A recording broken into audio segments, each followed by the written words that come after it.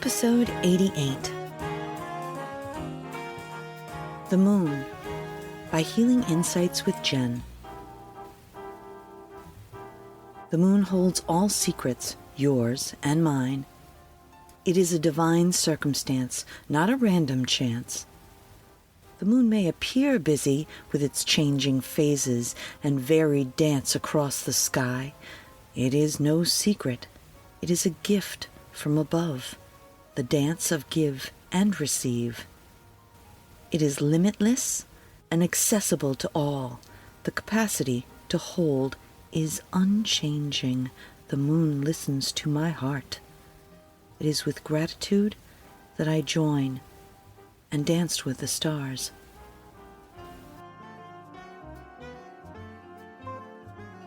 Greetings and welcome into the Pawtuxet General. I am your host, Jess. This week, the Halloween season continues with a super beefy stuffed heart. We bring you a refreshing and unusual Cimayo cocktail and discuss the dangerous and very spooky Conimicut Lighthouse. By the way, if you are in the village this month, stop by and check out the scarecrow competition. Most of the businesses in the village have entered a scarecrow, including the General itself. Voting can be done at the Cork and Brew or Twice Told Tales for $1. There is a wide variety of types to choose from, and it makes for a lovely walking fall event. You can find the Pawtuxet General's addition to the bunch in front of Eden Flowers on the lamppost. If you dig it, please vote for us. Perhaps you'll catch me down there updating the board with this week's menu for the market. But until then, I must thank our Patreon subscribers. These Halloween celebrators cut the triangle eyes, nose, and teeth, scoop out the fleshy seeds, and light the candle in the jack-o'-lantern that is the Pawtuxet General, without whom we would merely be a pumpkin. If you would like early downloads, direct content to ask any questions of me, and special one-of-a-kind content, simply follow the links in the show notes or look for our page on patreon.com. A small donation means all the world to us, so thank you in advance. And let's make a drink, shall we? This week at the Pawtuxet Village Farmers Market, we at the General were lucky enough to sample some of the season's first apples. I bought Macintosh. They are small, very crisp, sweet, and have a mottled red color. Barton Family Orchard in Scituate, Rhode Island not only brought my Macs, but also pears, Honeycrisp apples, apple cider donuts, apple sauce, sweet corn, and of course, apple cider. Cider, as you might already know, is raw, unfiltered, unsweetened, and usually unpasteurized. This gives it its distinctive cloudiness and crisp taste. I can never resist, and all season long we go through jug after jug. Needless to say, I'm always looking for a new way to consume it. My mother used to cut acorn squashes in half, and then fill the cavity with apple cider and a cinnamon stick, then bake them for 50 minutes at 350 degrees. So yummy.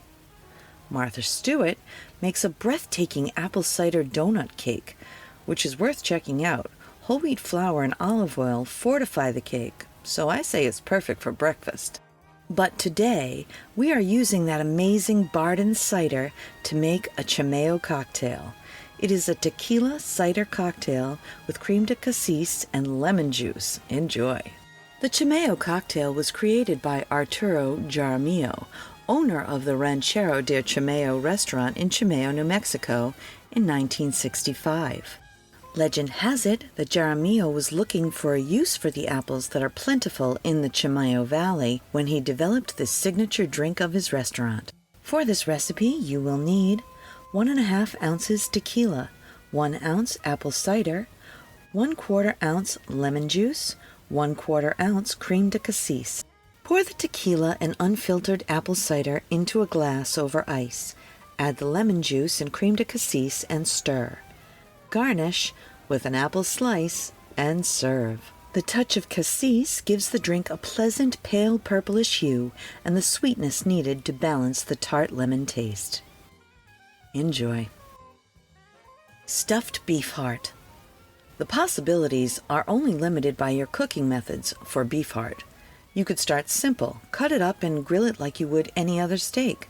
or even easier, stick it in a crock pot with an onion and taco seasoning and cover with water and let go at least 8 hours. 10 is best. When it's done, shred it for tacos. Multiple cultures serve it with eggs, which I think sounds delicious. Originally, I think that this was going to be a disturbing recipe of the past, but instead I'm pleasantly surprised to say that I can't wait to try this multicultural dish. Like any muscle meat, you could either cook it fast at high heat or low and slow, and I do mean slow. If you boil the heck out of it for 2 hours, you will get rubber. I saw so many folks start videos on cooking hard only to give up. But if you follow these simple temperature guidelines, you should love this super beefy meat. Rice also goes well with it, but today I'm going to walk you through a mushroom and spinach stuffed heart.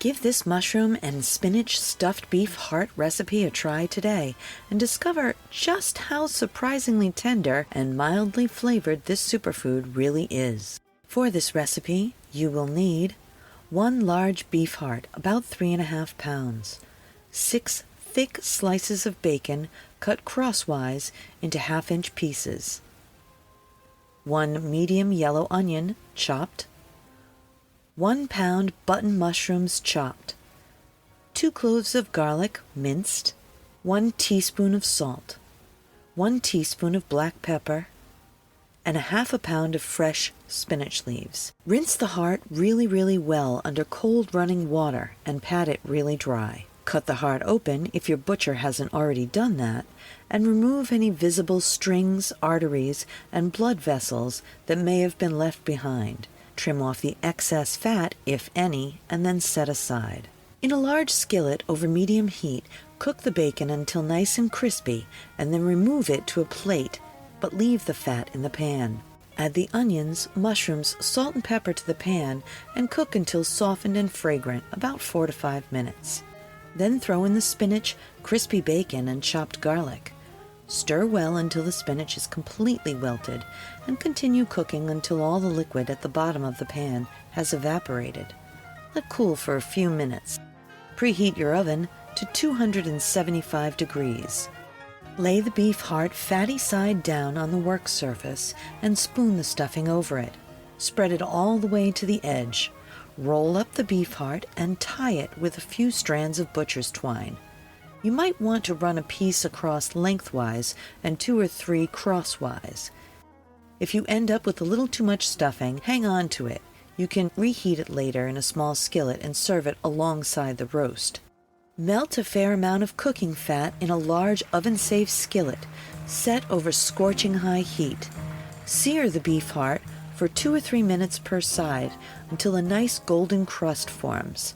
When the meat is nicely seared all around, transfer the skillet to the oven and cook the beef heart uncovered for 15 to 20 minutes per pound, depending on desired doneness, rare to medium rare. Remove the roast from the oven, tent it loosely with aluminum foil, and let rest for 10 minutes before slicing and serving.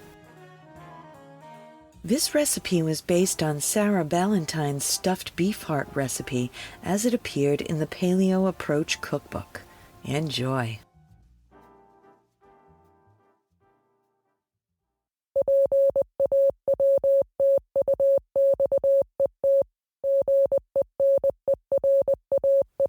This just in. The most exciting time of the year is upon us at the Edgewood Congregational Church, the annual Holiday Bazaar. November 18th, 2023 from 9 a.m. to 2 p.m. This year is bigger than ever. Lydia's Closet, the thrift store, has been collecting all sorts of really useful items, stunning jewelry, clothing, and that's just them. We are filled to the brim with vendors, food vendors you may recognize from the farmer's market. The Pawtuxet General itself will be chock full of pies to sell. The bazaar will have games for the kids and Pinball from Electromagnetic Pinball Museum and Restoration. Come join us November 18th, 2023 from 9 a.m. till 2 p.m. I'll meet you there. I want to tell you about my friend Mike and his electromagnetic pinball museum and restoration arcade. It's an all-inclusive place to relax and share anything related to modern pinball and arcade games. A group of pinball and arcade fans with an addiction to games of all kinds and Lego too. $10 gets you free play on pinball and arcade games all day. You can find them at 881 Main Street, Pawtucket, Rhode Island, or online at www.electromagneticpinballmuseum.com. And now the story of the Conimicut Lighthouse haunting.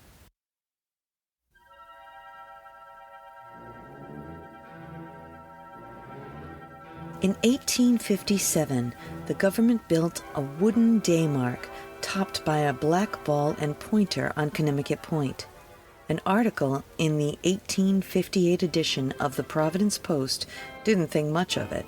The article said it consisted of nothing more than a box partly filled with stone, and it predicted that the ice in the severe season would soon carry it away. 2 years later, ice did carry it away, and it was replaced by a spar buoy. The steamer Perry ran aground on Conimicut Point in February 1863. The spar buoy marking the point had been moved. When it was reset, it was placed too far west. Another ship, the schooner Hannah, went aground on the point in November 1863. In 1866, a day beacon was built on the shoal off Conimicut Point. A fourth-order Fresnel lens was placed on the tower, was first lighted on November 1st, 1868. The Nyack Point Lighthouse was discontinued that day. The new lighthouse did not have any keepers' quarters. The keepers lived at the former Nyack Point Light and rowed nearly a mile to the Conimicut Point Lighthouse. On February 27, 1874, Horace W. Arnold was appointed keeper. Arnold, a Rhode Island native and Civil War veteran, had just served 2 years as an assistant keeper at the Beavertail Light. A little over a year later, in early March 1875, Arnold was at the 5-room keeper's dwelling with his young son when drifting ice, driven by strong northeast winds, abruptly smashed into the structure. The Arnolds were lucky to escape with their lives as the house broke apart. They were rescued several hours later by the tug Resilience, captained by Nat Sutton. Sutton spotted Arnold on a mattress on the drifting ice floe, later describing him as sitting like a man on a magic carpet. The keeper's hands and feet were frozen, and it was some months before he could resume his duties. Captain John Whedon, keeper of the Sabin Point Lighthouse, volunteered to row to Conimicut Light and care for the light. As he was performing his duties, Whedon's boat was destroyed by ice, stranding him. A snowstorm set in, and Whedon calmly prepared himself a breakfast of tea and johnny cakes. He then rang the fog bell until he was finally rescued that evening. For the next few years, the keepers lived at the house at the old Nyack Point Light and rowed to the light. In 1882, the old granite tower was torn down and a new cast-iron spark plug-style light was built, with a 4th-order Fresnel lens and a fixed white light visible for 15 miles. The keeper's bedroom was 1 level below the lantern room. The room was described in 1891 as pretty, with blue walls, an ash bedroom set, and arched windows. Horace Arnold was credited with saving the lives of 5 people during his 12 years at the Conimicut Light. An article at the Newport Daily News mentioned in passing that one of Arnold's sons lost his life after a fall from the lighthouse onto the rocks below. It is believed that his is one of the first ghosts to haunt the lighthouse. The early keepers generally remained at the offshore lighthouse for a few years at most, but Daniel MacDonald remained there for 11 years, 1895 to 1906. Every Rhode Island coastal town has their own maritime ghost stories, be it the fiery ghost ship Palatine seen in Decembers off Block Island, or the mournful cries of pirates who were executed to Gravely Point in Newport, or the ghost of Judy at Point Judith Lighthouse. All over the coast there are stories of the tragic loss from the sea, and here in Warwick, we have our own ghost at the Conimicut Lighthouse. By 1883, the Conimicut Light was a spark plug type lighthouse, and by 1922, the family of Ellsworth Smith was calling the lighthouse home. Speaking to the Coast Guard men who tended the Conimicut Light after the lighthouse service was merged with the Coast Guard in 1939, it was difficult duty. You were at an offshore light, but from the light you could see the skyline of the city of Providence and see and hear the sounds of the local amusement park, Rocky Point. Despite the excitement just outside your door, weather and work would determine if you would be allowed to come ashore and enjoy what the community had to offer. And this lifestyle was taking its toll on the Smith family. Nellie Smith, the wife of keeper Ellsworth Smith, began begging her husband to allow her and the children to go ashore and spend time away from the light. But working the light was a family affair, and it was necessary for Nellie and the children to remain at the lighthouse and help tend the light. This was especially true one fateful day when Ellsworth had to go into town to buy supplies for the lighthouse. Nellie could take no more of being at the isolated light, and she found Ellsworth's keys and unlocked the medicine cabinet. In the cabinet were some poison tablets, and she gave each of the children one of the tablets and took one herself. She told the children it was candy. Nellie and the two children then lay down in the bedroom of the lighthouse to die. Returning home that evening, Keeper Ellsworth Smith found his wife and 2-year-old son dead from the poison. The 5-year-old was sick but had spit out the pill because he did not like the taste. He was still very ill, and Keeper Smith rowed him back to shore, and he was taken to a local doctor to recover. The child recovered at his aunt's home, and for that night, the Conimicut Light was unlit. By 1966, the lighthouse was automated. A cable had been laid to convert the lighthouse to electricity, and it is reported that this is the first lighthouse in the United States to be electrified. This is in dispute because for a short time after the 1938 hurricane, the Prudence Island Light had an electric cable running to it from the local power plant. But that is another story. By now, 3 people had lost their lives at the Conimicut Light. Keepers would report hearing a woman crying on dark nights, and sometimes keepers would hear a child playing and items being moved about the lighthouse. By the 1970s, there were no longer keepers in the lighthouse, and the ghost of the Conimicut Light had all but been forgotten. The Conimicut Light was automated and maintained by the U.S. Coast Guard Aids to Navigation Team in Bristol, Rhode Island. In the early 1970s, teenagers would go to the Warwick Light nearby and sneak into the gated restricted property and slap the lighthouse 3 times with an open hand and call, "Nellie, Nellie, Nellie," in order to conjure the spirit of Nellie Smith, with the mistaken belief that this was the lighthouse where she had killed herself and her child. There had been reports from the Coast Guard A&T when working on the Conimicut Light that tools would disappear, and they would hear what sounded like a young child laughing followed by a woman crying. But a check of the structure indicated nothing was found. The keeper's quarters are now in disrepair and closed to the public. The city of Warwick is now the owner of the lighthouse, receiving the title in 2004, but its light still maintained by A&T Bristol with the help of Keeper Arnold's son, one wonders. But on a clear, calm night, sitting on Conimicut Point Beach, you may see a ghostly figure who appears to be working on the light, and if you listen carefully, you may hear a young child laughing, followed by a woman crying. To this day, these waters carry a heavy death toll. The rip currents around the lighthouse are deadly and can come over the sandbar with no notice. Someone who doesn't know the area well would never see the danger coming. For just these reasons alone, the area is drenched in death. At least every 2 years someone dies there, often while trying to save others. Perhaps it is a coincidence that these deaths occur on odd-numbered years, or that rarely is it ever a woman who passes. What to do about this sandbar is hotly disputed. Opinions range from do nothing, swimmers beware, to having the Army Corps of Engineers remove it, to just adding international signage. My questions are, How many generations of odd-numbered horrible deaths does it take to curse a piece of land or water? How many hearts must be broken to haunt an area and the building which seems to be its nexus? You can see for yourself at Conimicut Point Park. I just wouldn't go swimming. My sources today were New England Lighthouses, a Virtual Guide, the Warwick Beacon, Rhode Island Lighthouse History, thehealthyfoodie.com, and Wikipedia.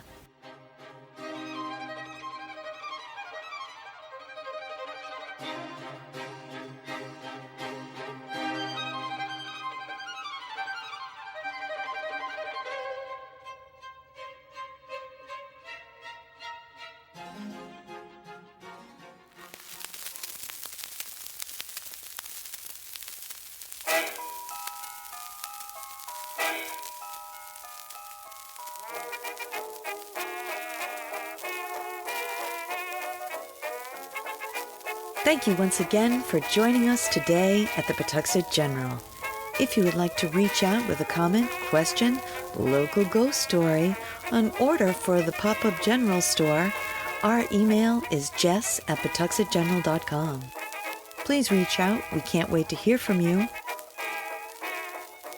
But until next time, I'll meet you right back here at the Pawtuxet General.